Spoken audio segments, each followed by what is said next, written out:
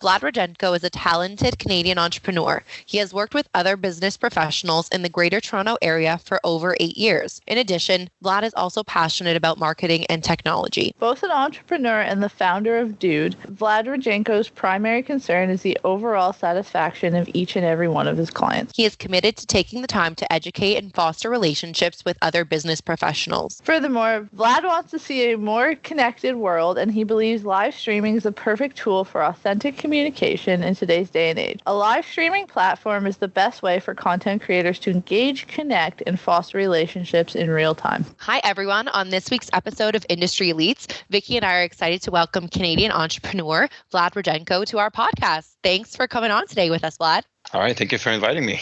So how are you doing in isolation? How is social distance treating you these days? Pretty good. Pretty well. I'm trying to take the advantage of, sitting at home and being more productive, doing more work from home. And in particular, this time, specifically for what we're doing, this is an advantage for us. Yeah, it's definitely a time I think everyone has said for a reevaluation and taking that extra minute to, okay, what can we do while we're in this time to leave in a more productive manner? I think that's for sure. Yeah, well, try to focus.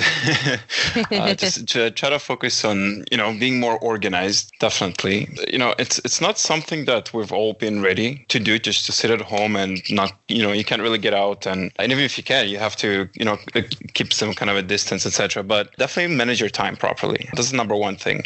Manage your time, your schedule. Try to be more productive. Try to do, if you can, some kind of a physical workout or even a mental workout at home. It all helps you to get your day going. Definitely, specifically in these times. Have you found that from working from home, has that hindered of any of your creativity, or do you think it's kind of aided with it? Both. You have to keep that balance.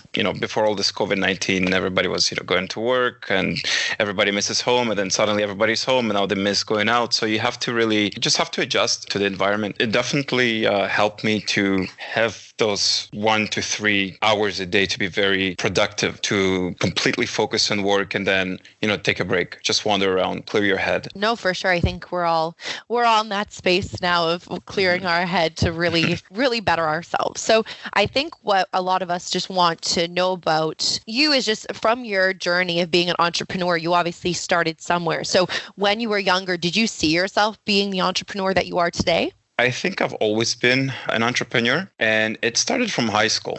After high school, I didn't know what I wanted to do in life, and coming from this background, my parents, they say, well, you have to go to university, you have to get this degree, you have to become a doctor, a lawyer, whatever it is. And I really didn't feel being attached to a specific industry besides becoming a pilot, but it was something that, was a big no in our family because I am the only son and my parents didn't want me to kind of take this road. It's very high risky, career, becoming a pilot, etc. So I didn't know what I wanted to do. So I just applied to literally almost every university in Ontario, whether it's Waterloo, UFT, York, and I was accepted to different programs such as biochemistry, to engineering, computer and mechanical engineering, business and finance.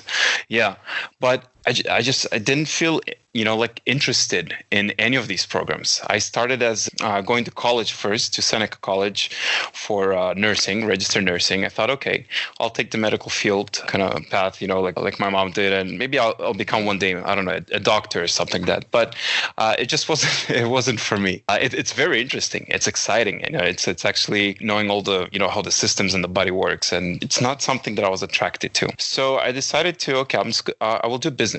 I'm going to do business. I'll go to York. And I had, I think it was around 2 years. I did this program of finance and business economics. It still wasn't that. It still wasn't the traditional way of doing business, of approaching people and talking to them one-on-one, etc. And that's why I decided that I have to take a different approach. Now, at the same time, I was more eager to making money, starting young. And, instead of finishing university and waiting until I get a proper job, et cetera, I just wanted to start making money already. So I decided to go to real estate. And that's how pretty much my business career started. It was real estate. I opened a marketing company, some other companies, et cetera. And that's, I think, how I became an entrepreneur. Is any idea that was coming to me, any opportunity that was in front of me, I just take it. I just take it and I want to explore more. And I think that's how it led pretty much to Dude. There's more into that, of course. It's really about the connection that you have with your clients, with the customers, especially in real estate, for example. When people people are looking to buy or sell their homes, the number one question is why they want to do that. Why do they need to buy, a new property or to sell their current property? Is it because of being closer to work, the neighbors, is the financial situation, etc.? So you really want to understand the issues that your clients and customers have, and in order to assist them better. So you have this really close connection. Now, part of my real estate career was, I think I was just around 8 years. I was in real estate. 5 years into real estate, I was doing commercial real estate, helping people doing business plans and opening their businesses. And I got this opportunity with my friends to open a marketing company. And I said, okay, why not? Let's do marketing. And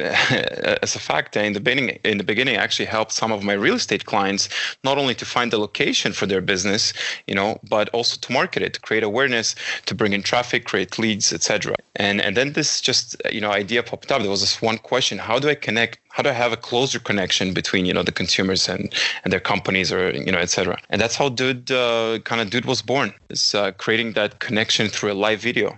So you mentioned how Dude was born there. Did you want to maybe kind of get further into that for our listeners and just kind of explain what it is and what it does? Sure, yeah. So Dude is a platform for people to discover live videos and to stream to multiple social networks at the same time. So currently, there aren't many solutions, unfortunately, on the mobile phones where people can go live on Facebook, on YouTube, on Twitch at the same time. And this problem actually occurred so we showcased our startup last year, just approximately half a year ago in November, in Portugal. It's a big tech summit. It's called Web Summit. And, while I was on the stage and I was trying to, I was telling about the startup, etc., I wanted to showcase this whole event. It was around, I think, close to 80,000 people, 80,000 attendees. And I just wanted to showcase it to my friends and family here in Toronto, in different social networks. I wanted to do it on Facebook and YouTube, only to find out that there is no proper solution to that. So that's when we started to cater our app towards, more towards this vertical of multi-streaming, created a multi-streaming platform. That's definitely really exciting. I think it's awesome that you saw that gap and you were looking to see, okay, how could we potentially find something to fill with that? So in your industry and in the business entrepreneurship, I'm sure networking and building those connections, as you said previously from real estate, is something that was beneficial to you. So maybe you can go into the importance of how important networking is. Networking is very important for anyone. Really, for individuals, for businesses, for professionals. You're creating connections. So you're really creating this circle of, whether it's professional relationship circle or even friendship. But as you know, for the last 10 years, I should say, everybody was really creating those new connections through social medias. Whether it was Facebook first, and then we had Instagram, professional such as LinkedIn, etc. You always ask yourself, well, what's next? What's going to be next, right? First, we were able to only share a post with our friends. Now, and then we shared a picture with our friends, etc., or our resume on LinkedIn, etc. Finding new job opportunities. So you're thinking, okay, so what's next? How do I get further and more into the actual thing? And it appears to be a live video. Because just if you watch just a regular video, there is so much that can be changed and edited. But when it comes to a live video, and let's say even specifically for a business or you're a professional, you want to see how this job is being done or how this product or service works. And a live video is going to show you all these details. So this is the closest connection. This is the closest connection that a consumer or even just, or a business can have. And it's a great way of actually creating a bigger network is by showcasing real content in real time. It's interesting you say kind of how we want to see I guess you could say tutorials almost online, because we want to see every step by step. I was kind of laughing to myself when you said that, because YouTube videos is pretty much the reason I graduated college. So,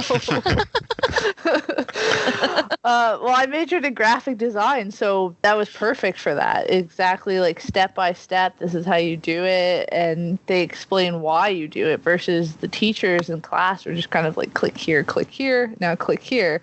But I found the YouTube was way more in depth, and I personally just discovered Twitch. I'm kind of late to the ball game on this one, but I just thought it was fascinating how, because I was under the understanding that it was just people for gaming. People just streamed gaming, that was it. And then I discovered there's a whole world on it. There's people from reading books to drawing to quilt, like literally everything. I was pleasantly surprised by that, and now I'm slightly addicted. So Now it's like a dark hole. You're just not coming out of that, Vicki. Pretty much. Yeah, Twitch is great. Twitch, I personally think that Twitch is we have Periscope on the side, but Twitch is really the first kind of, focused on the live streaming on everything. It started as for gamers, but now they have different categories on, such as you said, like reading and even Q&As and just, even business talks. So Twitch is definitely growing, and you can see that every year Twitch is doubling their number of live streams and viewers that they have on their platform, which is great. So it is a trend and it is growing. It's an industry that, is really picking up. And Twitch is definitely the leader for now in this industry. And you can even connect it with your Amazon subscription now, your Amazon Prime. Yeah. I saw that the other day. I thought that was kind of neat. Oh, see, everything is just pulling itself in connection to each other now. Pretty much. Everything's somehow involved now. So Twitch and Amazon and, Amazon and a bunch of other things, but you're starting to kind of get, like, especially with streaming, like, I don't know if you guys are familiar with Joe Rogan, but it was just announced that he's cut his YouTube and he's going to go exclusively to Spotify now. So that's kind of an interesting switch into streaming. Yeah, I guess same thing with the with the podcast as well. Everybody's just switching to whether it's audio or video streaming. It's definitely where the focus is right now. And and this is how actually COVID. Well, again, unfortunately, but at the same time, this is how people take advantage of this time. If you're sitting at home and you have nothing else to do, you can just literally stream or do your own podcast of everything from home, pretty much. This is how people connect and have that networking through this through a live stream. Yeah, I have to say it was something that took us a little bit of figuring out, but ultimately, I think Vicki and I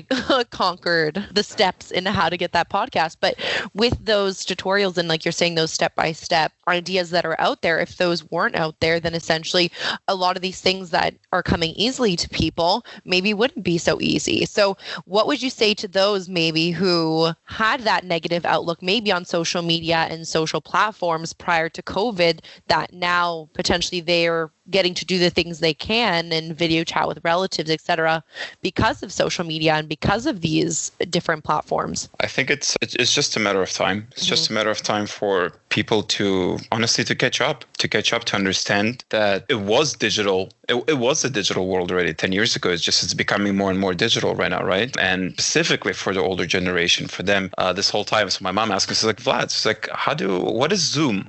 And how do you Zoom? Because all the families, overseas, etc. So, they're trying to catch up as well. It will take time, but it's definitely evolving towards this, right? But back to the YouTube videos, corporate training specifically, so corporations and large businesses, they saw actually an 80% increase in their employees, being more professional after watching videos, like corporate training videos. So you're thinking to yourself, okay, well, a video can show so much of how this is done, etc. But a video without interruptions, it's the reality of how this work can be done, etc. So I guess we're switching to this new era. I think even people will be working from home. They don't even have to go, go to physically to their workspace, etc. They can do everything from home through a live stream, through the internet, etc. I think it'd be an interesting switch, because I was actually having this discussion with my dad, and he was saying that for most businesses, the overhead, we don't need to do it anymore. You don't need to pay rent to have the office. We're all connected and we're all capable of working from home. And especially us, we have Skype, and then we have all these tracking things for our tasks. So you can keep, track of your employees very easily. So I feel like a lot of employers are like, oh no, I don't want people working from home. They're just going to nap all day. Yeah, but low productivity, like all of these different statistics that were loaded up with what working from home could have been like. Mm-hmm. Yeah, exactly. Yeah, definitely. Yeah. Now that you think, going to the office is just an escape, if you think this way, right? We can just, it's just an escape to it. It's an exit, where you can just go and, okay, I don't want to be home anymore. I'll just go to the office and do some work at the office. But you could definitely just sit at home already, and that's it. And there's so many tools out there and solutions, definitely tracking employees, their work time. We'll see what it comes. Yeah, we'll definitely have to see. So do you think that from working from home solely now that you found yourself with higher motivation, or just in people in general, do you think motivation is higher increased or lower? I think that it was never in people's mindset that working from home can become productive and motivational. It was more of like a cliche all these years that, okay, I have a job, I have to go physically to that job unless that job requires you to, right? But, and then working from home, it's like, okay, you come rest. But now people look at it differently. As I said, they will try to manage their times differently right now. If I'm working from home, and I think can be beneficial as well, right? I think that definitely, I think it can be definitely motivational. It's all a matter of how you have your mindset, right? I mean, definitely, you have the kitchen right next to you, you have the TV, you have your family, you have your sister, you have your dog eating your shoe or something, and it bothers you, but you need to have a clear mindset and, specifically, okay, you have to put an objective. You can become productive even if it's just for 1 hour and do more than what you would do in the office for 8 hours. Well, not 8, I would say 5 hours, right? Mm-hmm. Don't forget, okay, in the office, we have the employees running around. You want to have your coffee every half an hour. You have the phone calls, you have the emails. You're sitting on, in front of that desk, every day, and you just get tired. But a change of scenery where at home you can maybe go outside, even jog for 20 minutes. I don't know, speak to your family member for even 5-10 minutes. It clears your mindset, and then, okay, let's go back to work. So there is definitely an advantage in working from home as well. So Vlad, I want to know, were you really drinking coffee every half hour when you were in the office? I am. Yes, I am. If my colleagues listen to this podcast, they're going to laugh because I drink, around 9 cups of coffee a day minimum. I respect that. Yeah. Okay, I would be doing a lot more jogging at home if I was drinking 9 cups of coffee. I would be like ready to run a marathon. That's for sure. It just tastes good. I'm actually really impressed. I'm not what kind of coffee are we talking about? Are we just talking about regular one milk, one sugar? Are you like an espresso with your cappuccinos and all the flavor type? Yeah, no, I definitely like the strong, bold flavor of a coffee. No sugar, no milk, no cream, dark roast or a black Americano. That's it. That's my type of coffee. Espresso, sure. We definitely want to see, I think, how we differ our everyday routines. And like you said, when you're in the office, all those hours spent maybe socializing with your colleagues, and then versus when you're at home, you're having those different types of distractions. But when we're sitting down at our desk, we're very much focused. So it's definitely an adjustment. I wonder, going back into what was the norm previously, will people's viewpoints change? Will we continue with, okay, we'll do that work from home because that's going to be easier, or okay, enough with this work from home, let's transition back and everything will go the same? So it's interesting to see. Do you think it'll go the same or everything will change? I think for certain people, it will change. It will change for the people who want it to change themselves, who want to change themselves. If you're used to your old routine and you're happy about it, which is fine, then sure, go ahead. Same routine, waking up 6-7 o'clock in the morning, going to work in the office 8-9, and then you're working for 8 hours, having that same coffee, same desk. And if you're happy with it, sure. But if you want to, I guess, to achieve more and kind of to do more in life, because, time is very, and unfortunately limited, but time is our most valuable resource, at least to what I think, then you are going to change. You're going to adapt to maybe a new norm. You will try to work from home. You're trying to be more productive. As I mentioned, that 1 hour working from home can be much more productive than working 4 hours in the office. It really depends on people themselves, whether they want to change or they want to, stay the same. And staying the same is fine too. It's normal. Yeah, I find for myself, at least, I think because I don't have the distractions of the outside world, my boyfriend's an essential worker, so I'm pretty much home alone with the cats all day. So I get slightly going insane, I won't lie. But I find I'm more productive because work is the only thing to do. So I'm more focused that way without every 5 minutes someone coming up to me and asking me a question, or my phone ringing, or just general office distractions. And even then, I find that I'm almost more busy now because I'm constantly concentrating, I guess, which is a good thing, but I'm oddly tired at the end of the day for staying at home all day. I think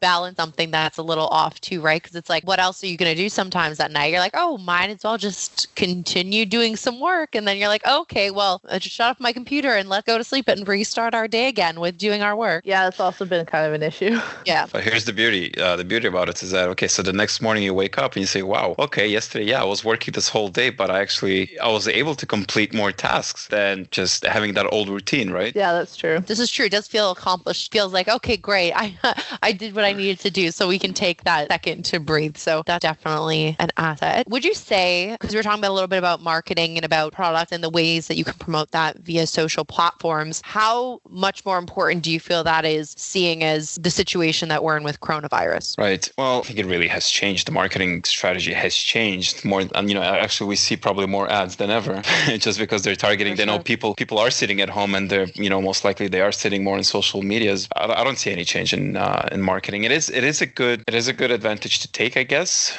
for companies, but there has to be a different approach. I guess. I don't know, actually. I don't know, Vicki, has your phone been blowing up with ads? Yeah, I don't know. I was kind of thinking about that. So I've noticed, when you get that iPhone alert on Sunday saying how long you've stared at your phone throughout the week, mine each week, which is granted, I do social media for a living, disclaimer, everyone, but mine increases, I'd say an average of 11% a week. And as of last Sunday, I was averaging 8.5 hours a day. And I don't know how that's possible, to be completely honest, but that's what my phone was telling me. And I find that ads, I'm not necessarily getting bombarded with a different amount of ads. I would say I'm getting bombarded with a different type of ad. I'm getting a lot of women's clothing, stay at home, buy track pants. I'm getting mask ads now. I'm getting quarantine workout equipment. It's just kind of shifted the target product to quarantine related items. And I've noticed a lot of brands too now are starting to market branded masks, which I find hilarious in its own sense. That's interesting.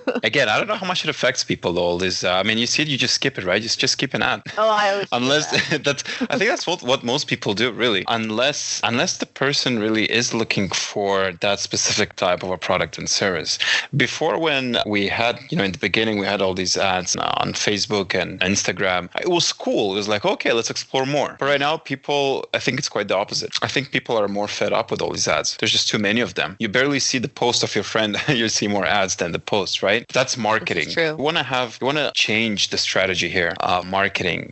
First of all, you can't be too pushy and you're clingy to your customers.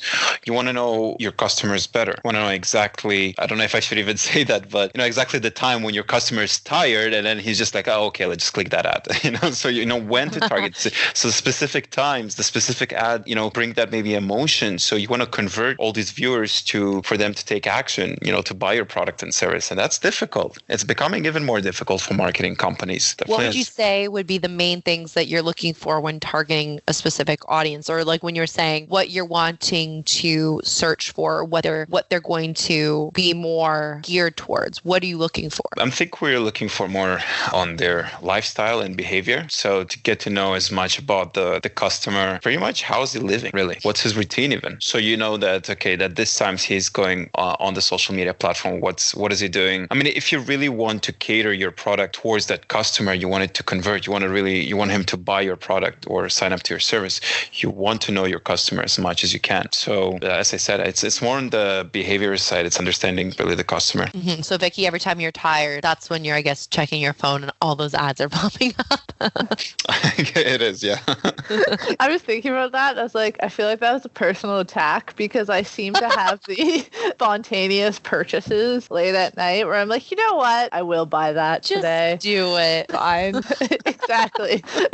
And then I wake up with the wonderful, your order is shipped. But then it's that little excitement that we have that we actually ordered something that got delivered in a timely fashion that didn't take over 2 weeks to get to us. And we're okay, great. There's a little bit of joy in our social distancing quarantine time. It's true. Well, I'm still waiting for my IKEA order and we're about 7 weeks now. Yeah, we have an issue with IKEA. Just to fill you in, Vlad, this is a personal vendetta I now have against IKEA. So I ordered stuff, yet to receive it, and so has pretty much all of Ontario, and they've just kind of shut down every form of customer service to contact them pretty much, except for they have what appears to be Twitter bots just replying a general kind of inquiry reply. We're just waiting on that. Yeah, I've heard about all the other couriers taking their time.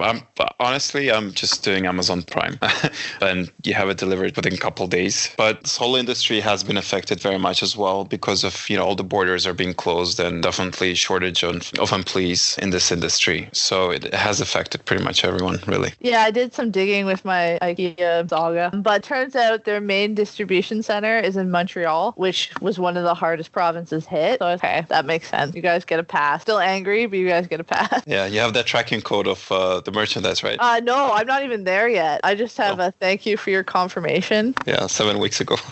Yeah, exactly.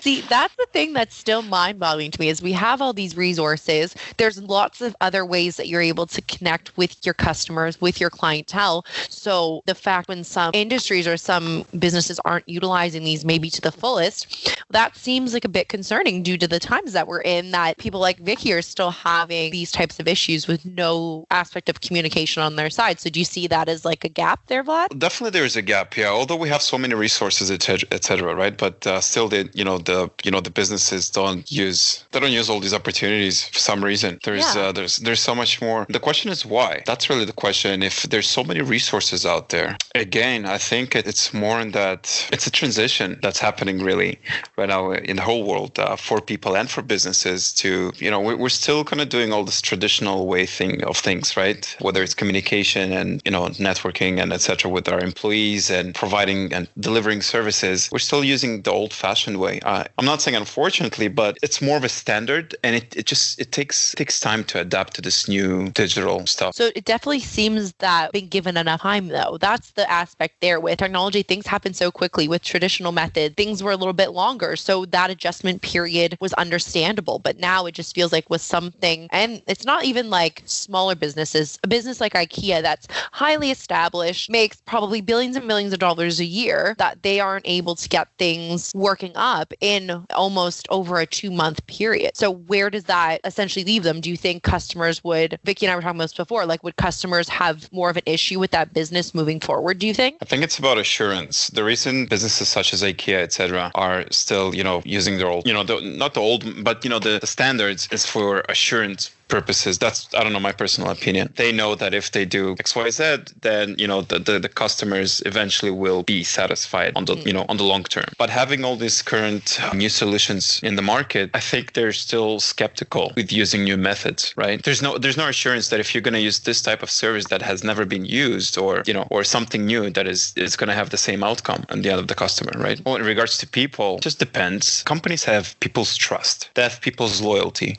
And once a company or a business loses the trust and the loyalty of their customers, that's when, it's a red flag, or it's like, at least it's an orange flag. It's a caution, say, okay, we have to change our strategy here. So the gap is really, how do we keep our customers? How do we have that allegiance and loyalty from people, but at the same time, having that high performance and delivering what we promise? So the middle, that's the gap. That's, I think, where the problem is really for many businesses. When you kind of mentioned loyalty there, where do you think these new kind of platform loyalty come from? Like regarding social media, do you think it's just almost become a culture thing now? Or do you think that people stick with these apps because of whatever reason? They like the interface or their friends are on it? What's kind of your opinion around that? I think it's first impression, definitely. It's the first impression of the app. If you like it right away, you liked it. First of all, it's the looks. Oh, it's always the look. If it looks nice, it's interactive, it's performing well, the app, then people will stick to it because, that's how you gain trust. You're saying, okay, here, we've delivered this for you, this type of service, whatever, and enjoy it. But it's like, if the app itself is not, if it's not working properly, you're just going to start losing your users, right? It's like delivering a broken product where, let's say, another company is going to come and it's going to deliver maybe something that looks, maybe, has the worst looks, but at least it works great. It's performing well. And that's where you gain that trust of the customer. So what businesses really should, I think, focus on, and I think most of them do, is really how to cater best performance, the best customer service towards their clients and consumers, et cetera. Yeah, with something we were mentioning previously in combination with social media was running ads, and that the type of ad that we were seeing might have been increasing due to this time and the targeting of different individuals and trying to understand their lifestyle and how they can get these ads to gear towards them. So another thing that I know Vicki and I talked about before was ads, or an influencer or someone is vouching for a product and then they're posting it on their platform, basically running as its own ad and then sharing it with all of their followers. So where do you think the trusting factor comes in with that, and why are companies and businesses leaning on avenues like that to have maybe influencer representation for a specific product? Right. For influencers, we have the smaller influencers, I should say, individuals that don't have such a high followers base or a big audience. Okay, let's, cap it at, 50,000, 20,000. And then we have those big influencers, public figures that have over 1 million of followers, etc. I personally think that those small influencers influencers have better connection with their audience because they are still building, their portfolio, I should say. And they're working hard to really create more content for their audience. And that's where, big companies, they come in and they say, okay, they negotiate with the influencer and say, please showcase my product or mention it, etc., for whatever amount, with actually more with smaller influencers than bigger. So, if you have this influencer with 1 million, followers, etc., on Instagram, sure, most of the followers are just going to see that product. But they, long time ago, they lost that connection with the influencer. Okay. Yeah. Because it's just the influencer just doesn't care anymore, to be honest. Not all of them, but most of them, they just don't. They just like money. Not sure if they like money or not. I think it's, in the end of the day, it comes more to fame, kind of like having that power of that you have so many people who follow you. But what you keep forgetting is that in the beginning, when you were just building that fame for yourself, that reputation, you were so connected with your audience, and then suddenly you just lost that connection because of whatever. The small influencers, they're working very hard, and I know many of them that, they're still doing their best and creating new content, catering it to their audience. There's nothing wrong for companies to showcase the whatever product and, service, etc., through influencers, as long as it's, there's some kind of connection between the, the influencer itself and the audience. No, it's true. I was just granted the influencers that I'm kind of more privy to, I guess, are more in the beauty world. But I remember back in the day when Kylie Jenner, for example, she would hype all these products like the flat tummy tea, those Bare vitamins that you saw on every hair things. Yeah. Yeah. See, you knew exactly what I meant. And she used to kind of hype all these products. And now I think she hasn't probably done that in about 2 years. You see the kind of, I guess, lower tier influencers, they're kind of going, oh, I got this product, I'm sponsored by this person. And I feel like they're almost a little bit more transparent with it. Like, this is an ad, this is a sponsored video. Meanwhile, when the higher tier ones do kind of hype a product, if they do hype a product, it's more product placement almost. Like, it just happens to be in the room they're in. They don't really say anything. It's like more like low key. It's not like this whole description. Here's your steps on how to use it. Here's where you could benefit from it. They're just more, okay, here it is. And then they're reaping all the rewards, yet these people are spending their time dissecting it for their followers. And it's maybe a little bit less of a reward. If you're really doing that marketing thing in front of your audience and, this is how you use the product, etc., it's a turnoff. It's such a turnoff. You're going to just lose your followers, etc. But I'm going to bring an example, actually, of one of my favorite influencers, and he's a great entrepreneur, Gary Vaynerchuk, Gary V. He has, I'm not sure, but definitely more than 1 million or something followers on Instagram. But this guy is so blunt. He's so open. He's so clear with his message. And you can see that even the content that he's posting, he's literally helping people. And even, people who are his followers and audience, he's helping them. He's doing everything. He's just saying the truth. This is what it is. And this is what people like. Before, it was all such an imaginary world, right? This whole social media, I was like, oh, okay, cool, wow, this, we all lived in in this movie. Obviously, some people still do live in a movie in social media, but the more you see of it, the more you get sick of it. Now you want to see people being honest and just showing the clear you, delivering the right message, and just being very honest with everyone else, even if it's your audience, whatever it is. But doing all this type of marketing thing and trying to cover it up, then it's definitely a turnoff. And I think marketing companies should be aware of that. The type of content that they try to deliver, if they are marketing whatever product and service, or companies using influencers, is just give that clear message to your customer. The simpler it is, the better. I think so. When it's too complicated, we're sometimes like, okay, this is really hard. I don't really know what I'm supposed to do with this. And you're probably less likely to take that second look at it, versus if it's broken down, if it's plain straightforward, then your audience is going to be more engaged right from the beginning, I feel like. Yeah, exactly. Yeah, and I think people are getting smarter too, because if I use Kylie Jenner, for example, if they show her using how to use Lysol wipes or something like that, the average person, I don't know, I saw Lysol wipes in the room and that's what happened. I have no idea. No, I like it. But if you had her using, I guess you could say, a mundane average person product, people are going to be like, yeah, right, you're not using that, and not believe that word is the gospel anymore. So people are getting smarter with these products now, going like, no, it's just a paid ad, and kind of moving on. I agree. Yeah, not only smarter, but people in general are becoming more, tech savvy. But literally everyone can become a marketer, if you think about it. Everyone can become a software engineer and do all this digital type of work. The opportunity that we have have for people online to take even some kind of courses and to learn a specific subject. For example, I took digital marketing course.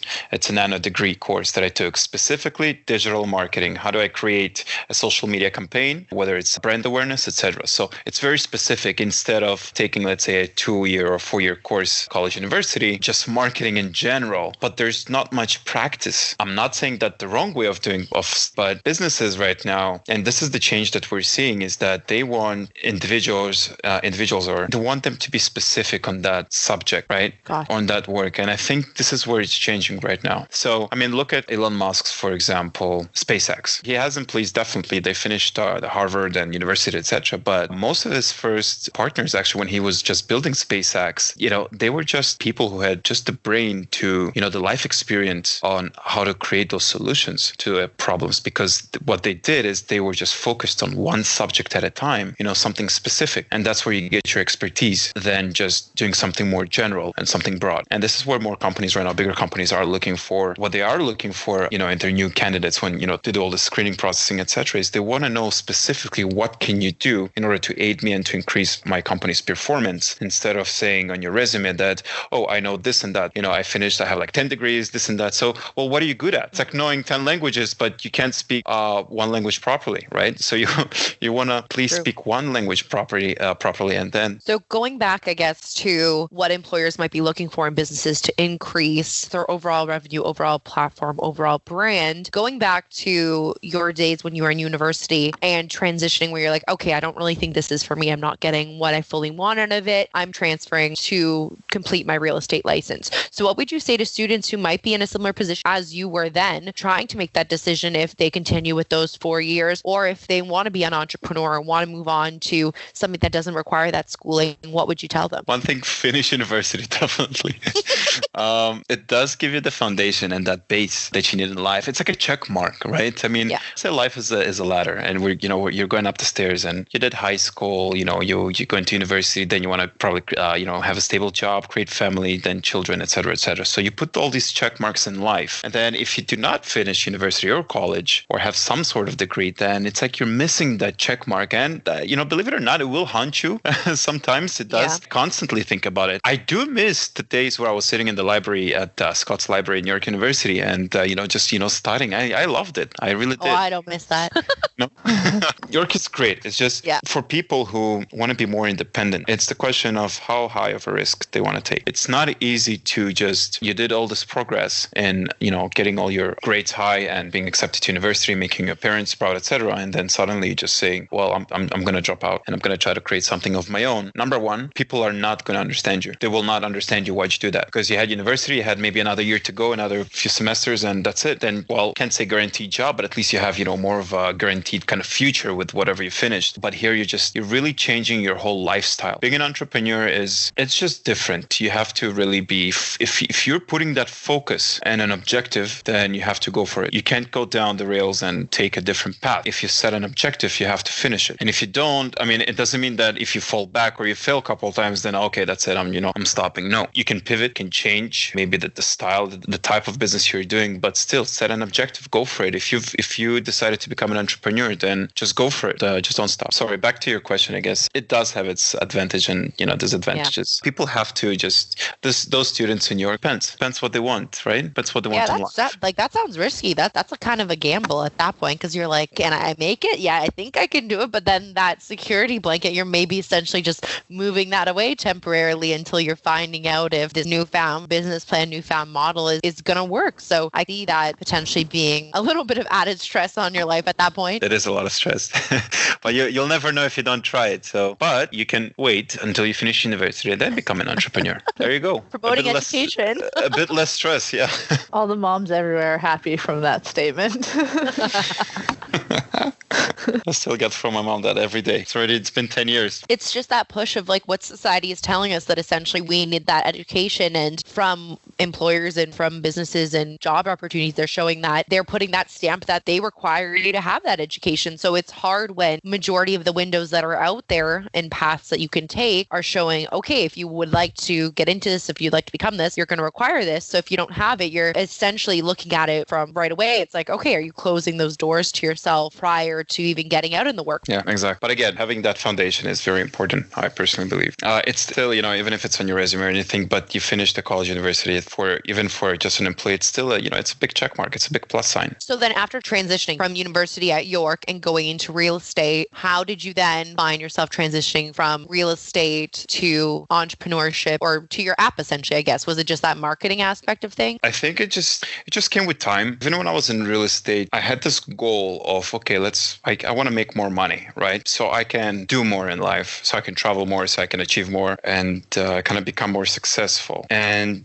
once you have that mindset of being more than what you are right now, you will start noticing this really in front of you, like under your nose, opportunities that come to you. Some people, they see it, but they're scared to take it. And to me, it was, okay, I want to take it. I want to try something different. I'm like, let's make more revenue. Let's make more money. My friends and I, we said, okay, let's make this digital marketing company. We'll help not only, so businesses to create that awareness, et cetera, et cetera. I said, okay, great, let's do that. I took that course, as I said, in marketing, digital marketing. And then I had an opportunity. One of my real estate clients came to me and said, I want to do import and export of whatever products from Canada and into Canada. Will you help me? I said, sure. And I did. I said, okay, I'll help. And then he said, well, would you like to be my partner in this? I said, yeah, why not? So I already had two businesses. I had my real estate and I had marketing and that import export. And then another client, he was my friend as well. He had this idea. He said, Vlad, come over. I remember it was 12 o'clock at night, just having a glass of wine. He said, Vlad, come over. I have this crazy idea. I said, okay. Oh, no.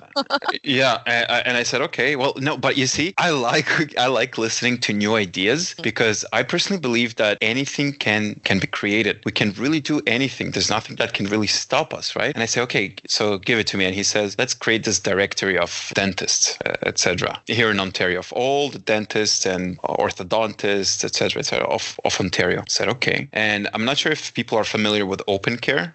I guess, you guys saw their ads, etc. But yeah.